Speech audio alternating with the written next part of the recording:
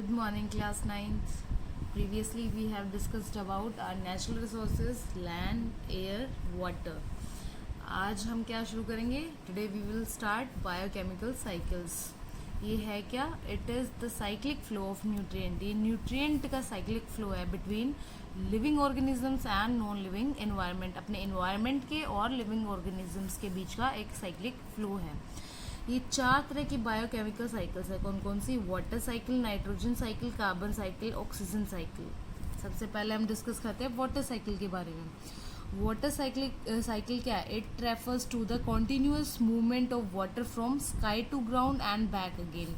ये एक continuous movement है, ground to sky and sky to ground. ये इस तरह का एक साइक्लिक प्रोसेस है. ये 3 स्टेजेस में डिवाइड हुआ है: evaporation, condensation and precipitation. Evaporation क्या है? वाटर जो है अर्थ से क्या होगा? इवेपोरेट होगा. कहाँ से? सी, रिवर वगैरह से, because of increase in the temperature. वो कहाँ ट्रेवल? Up to atmosphere. फिर क्या होगा? उसका कंडेंसेशन. फिर वो जो वाटर वेपर्स हैं जो एटमॉस्फेयर में हैं वो कंडेंसेट होंगे किसमें? क्लाउड्स में. ठीक है. फिर उसका प्रेसिपिटेशन और रेनफॉल और स्नोफॉल. अब क्या है? या तो रेनफॉल हो जाएगी या स्नोफॉल हो जाएगी या प्रेसिपिटेट हो जाएंगी. The water that falls back to the ground. Some water goes underground water हो जाएगा कुछ जो कि हमारी सॉइल एब्जॉर्ब कर लेगी. Some back to the rivers. Some water utilise by plant, animals and human being.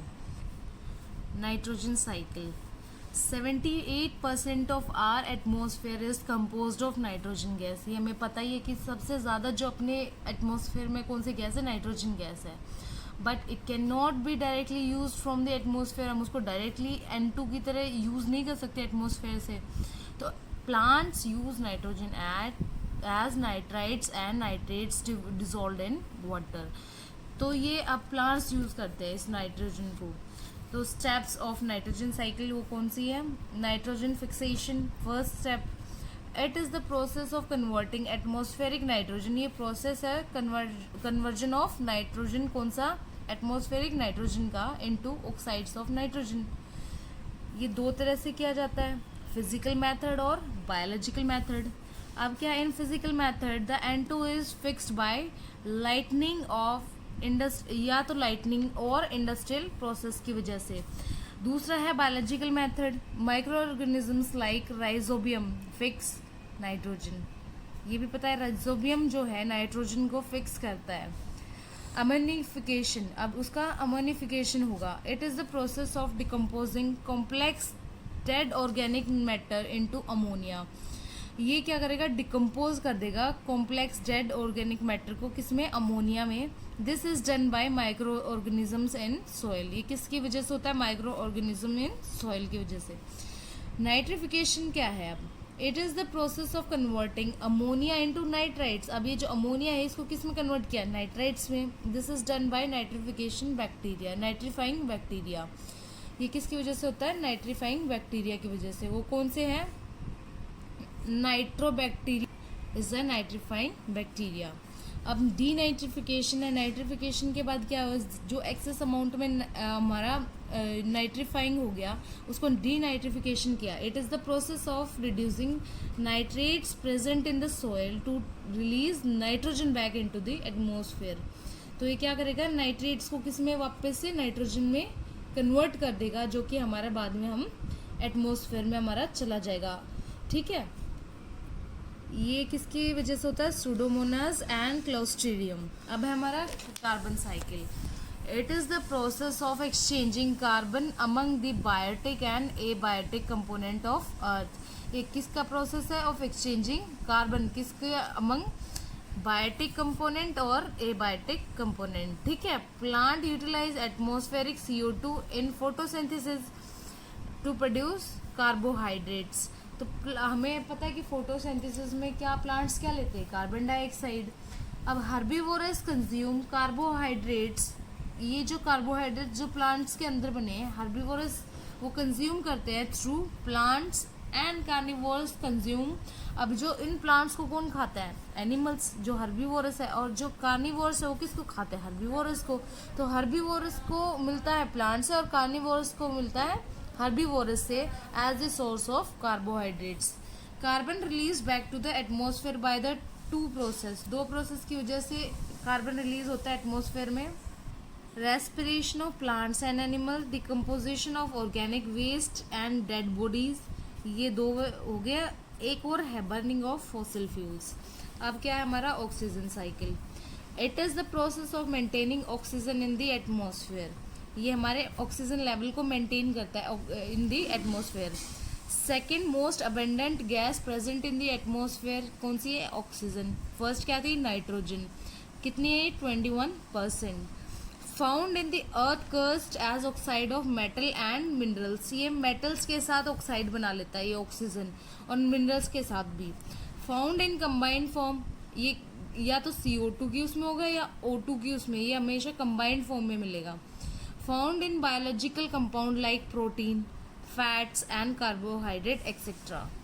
अब ऑक्सीजन किस चीज़ के लिए यूज होता है? Oxygen is required in the process of combustion, respiration, formation of nitrogen oxides, ये तीन हैं जिसमें ऑक्सीजन की हमें ज़्यादा नीड होती है। Oxygen return back to the environment by the process of photosynthesis, हमें ऑक्सीजन देता कौन है? प्रोड्यूसर कौन है इसके? वो है प्लांट्स, और वो किस प्रोसेस की वजह से होती है? फोटोसिंथेसिस की वजह से।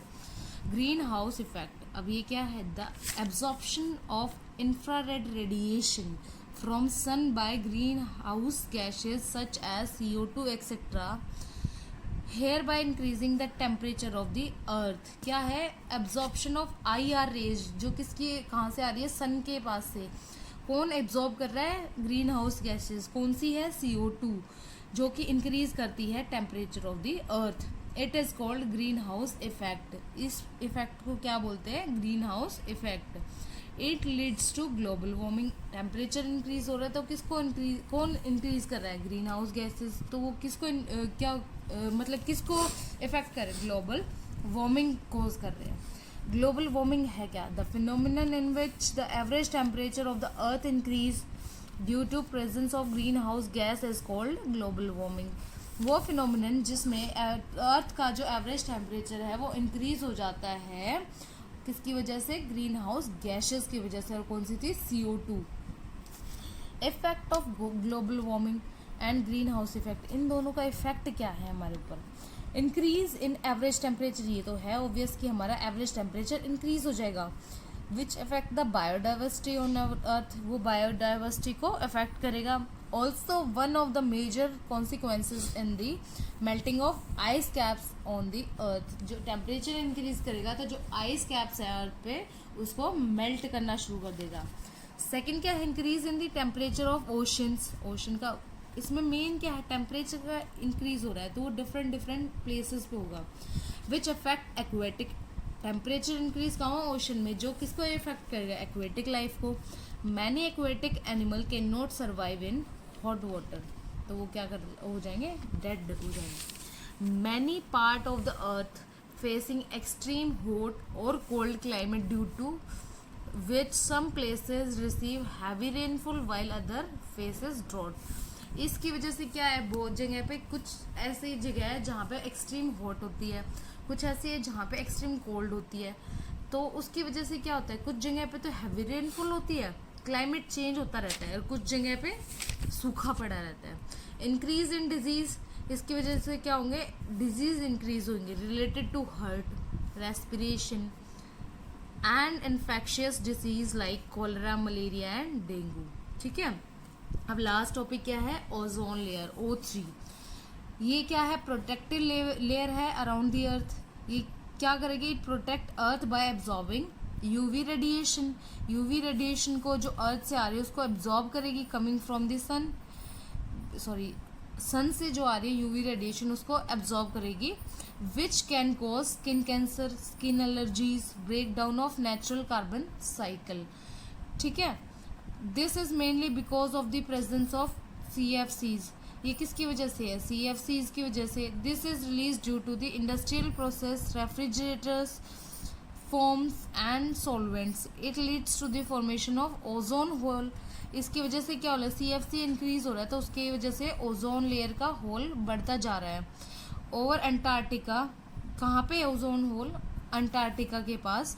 These were later banned by government. इनकी वजह जो हमें नुकसान हो रहा है तो उसकी वजह से गवर्नमेंट ने इसको बैन कर दिया, किसको, CFCs को।